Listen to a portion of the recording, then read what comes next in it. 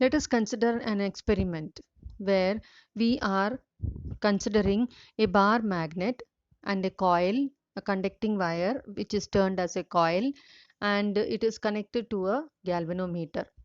This galvanometer is a device that shows the flow of current, the direction of flow of current, as well as the amount of current that flows through the circuit.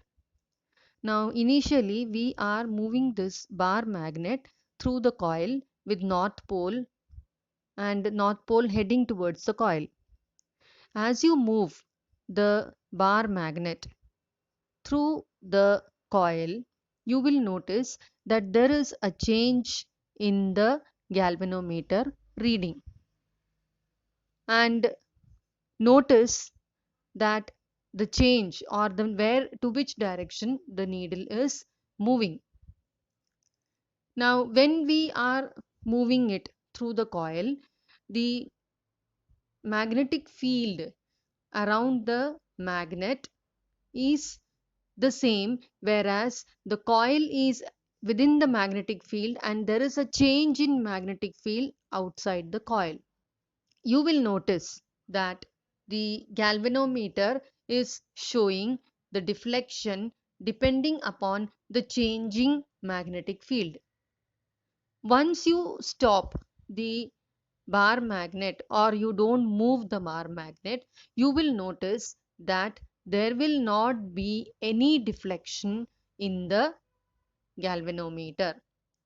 This indicates that when there is a changing magnetic field only, the galvanometer will show any deflection. Also, the moving or the changing magnetic field only induces the current in the circuit. As you notice here, if you move the bar magnet at a faster rate, the bulb glows brighter. Now, we are trying to do the other way. That is, we are now going to take this coil and move towards the magnet. And here again you will notice the same changes that we noticed when the bar magnet was taken towards the coil. Now, increasing the number of turns in the coil, we are doing the same kind of experiment that we had done previously. We are taking the magnet towards the coil, north pole towards the coil, and we see that the deflection in the galvanometer is now greater than that was seen when there were only two turns in the coil. This shows that the number of coils, if it is increased, then the induced current will be more. This mechanism of induced current is then implemented for generators. And if you want to know the direction of the flow of current, then we need to know the Fleming's right hand rule, which was given by Fleming.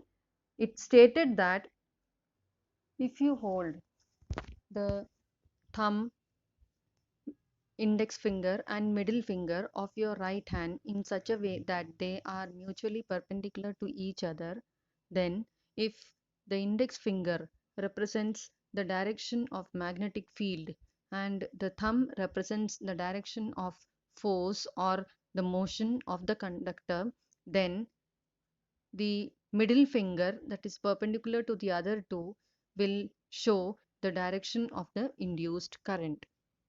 This direction of induced current was shown by Fleming's right hand rule, and this is applicable for all the generators that work nowadays. We shall see how a generator works in the next video. Till then, keep learning.